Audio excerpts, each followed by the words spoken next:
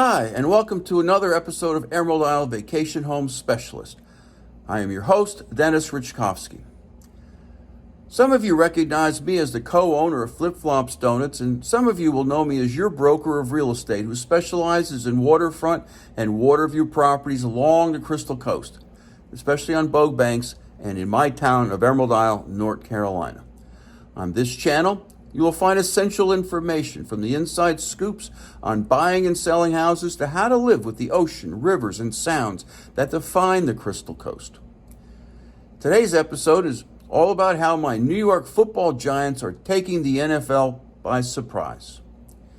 Whether you visit here occasionally or live here full time, learning how the G-Men's formula for winning may shake up the NFL is a story worth telling. Before I begin, please subscribe to my video channel now or at the end of this episode. On Sundays during football season, when you come into our Flip Flops Donut Shop in Emerald Isle, you'll see me wearing vintage New York football Giants apparel. For the past several years, I was the subject of lighthearted abuse or sympathy from my customers. Not anymore. As I speak these words, my G-Men are tied for the most wins in the NFL, 6 with the Philadelphia Eagles. This is the turnaround that few, if any, saw coming. Certainly not yours truly. After all, this team is operating with much the same roster it had a year ago when the Giants ended the season with 4 victories. So what is behind Big Blue's improbable success? A weak schedule? Lucky bounces? I don't think so. After all, the G-Men play in the NFL East, the best division in the NFL. And if injuries won championships, the G-Men would be a lock. No, for me, the Giants' success boils down to their newfound ability to think different. What follows are some of the ways the Giants do think different and win football games, and how they can sustain this success by continuing to think different. For years, the NFL has been a passing game. The stats prove it. The money paid to quarterbacks and wide receivers, pass rushers, and cornerbacks prove it. But alas, because of injuries, a perceived lack of talent, and or salary cap issues, the Giants, as presently constructed, simply cannot participate in any meaningful way in this aerial evolution.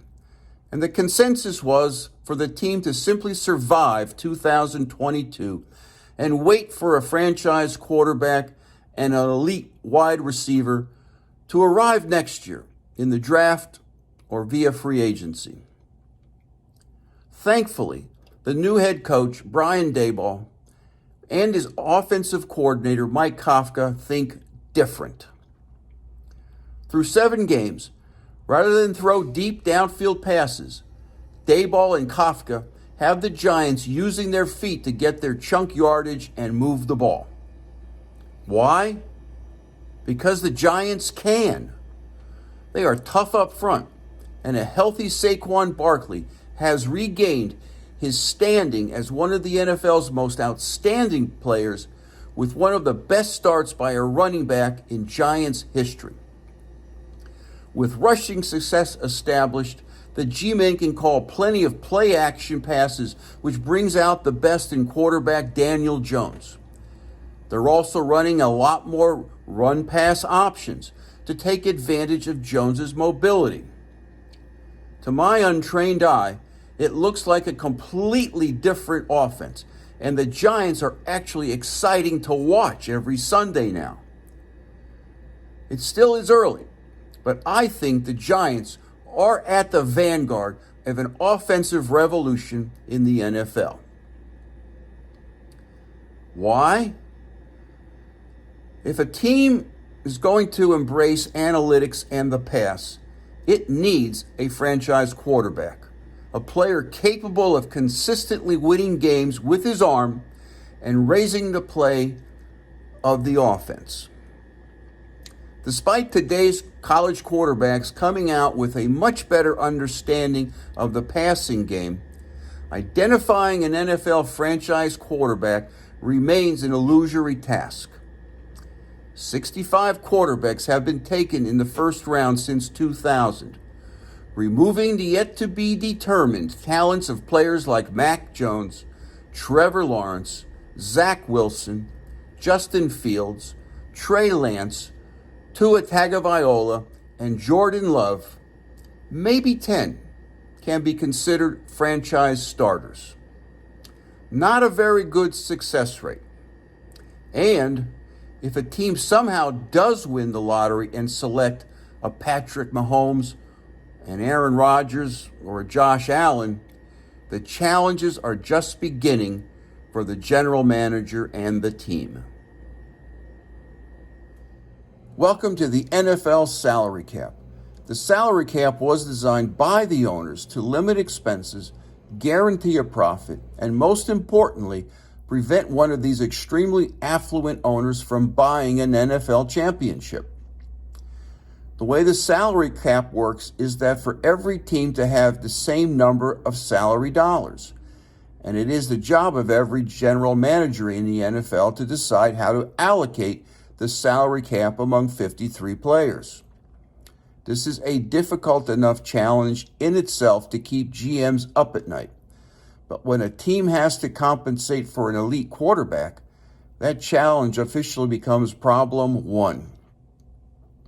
At the minute, some 14 quarterbacks have annual compensation packages that account for 15% or more of their team's salary cap. Devoting that much salary cap to one player makes it exceedingly difficult to pay the other 52. To be sure, general managers can and do make use of various accounting gimmicks to kick those big contracts into the future while they pursue a Super Bowl today. But eventually the bill comes due. Without cap space, a team might have to cut players with expensive contracts, or might simply have to allow players to leave and sign bigger contracts elsewhere. As a last resort, a team might have to restructure onerous contracts and kick that bill another year or two down the road. None of these strategies are ideal, and none do much for team morale or team performance. So what is a general manager to do? For starters, coaching matters. Perhaps more than a franchise quarterback, teams should start with identifying a franchise head coach. Giants GM Joe Schoen hired head coach Brian Daboll not only for his football acumen, but also for his leadership skills. Schoen charged Daboll with changing the Giant culture, a culture under former head coach Joe Judge that was personified by two straight quarterback sneaks Judge dialed up from inside the Giants' 10-yard line. Not a high bar, to be sure, but changing the culture is exactly what Daboll needed to do and has done. His fiery passion for winning has turned the Giants around for the better, lifting them to several come-from-behind wins, including one over the Green Bay Packers in Week 5 and another over the Baltimore Ravens in Week 6. Second, draft running backs, but not in the first round. Running backs are plentiful. They are interchangeable. They are relatively inexpensive. They also keep the other team's franchise quarterback off the field. Third, forget about drafting a franchise quarterback and settle for a quarterback with accuracy with the football and leadership qualities. Here I'm thinking of Tom Brady, a 6th-round draft pick, or Jimmy Garoppolo, or Bailey Zappi, or, for that matter, Daniel Jones. Fourth, it helps to have an aggressive defense like the one Wink Martindale installed for the 2022 Giants, a defense that dictates the offense and not the other way around. This strategy works well on the field, See today's New York Giants, New York Jets, and Atlanta Falcons. And the strategy also improves a team's chances in the draft and in managing salary cap space. After all, if the GM is not always chasing after the proverbial unicorn quarterback or wide receiver, he can now focus on drafting linemen on both sides, select some tight ends and hybrid safeties who can blitz and cover. Best of all, none of these picks break the salary cap bank. Are the Giants onto something? Only time will tell, but the Giants may have provided a blueprint for NFL teams to succeed consistently year after year, even without a Patrick Mahomes or a Josh Allen. At the moment, the NFL is a passing league. That analytics show somehow doesn't pass enough. But analytics don't take into account salary cap limitations or prima donna personalities. The Giants' 2022 blueprint does. A plan that can trace its origins back to former general manager Dave Gettleman and his using his number one draft picks to select Saquon Barkley, Daniel Jones, Dexter Lawrence, and Andrew Thomas in consecutive years. Thanks, Getty. To learn more about my interests outside of donuts and real estate, subscribe to my newsletter by texting your email address to 919-308-2292 or sign up for my blog on my website, www.eihomesforsale.com, and subscribe to Emerald Isle Vacation Home Specialist on YouTube. Stay well and stay safe. So come on down. Please subscribe to my channel below and definitely return next week to this same bat channel at the same bat time of 9 a.m. on Thursday for another episode of Emerald Isle Vacation Home Specialist.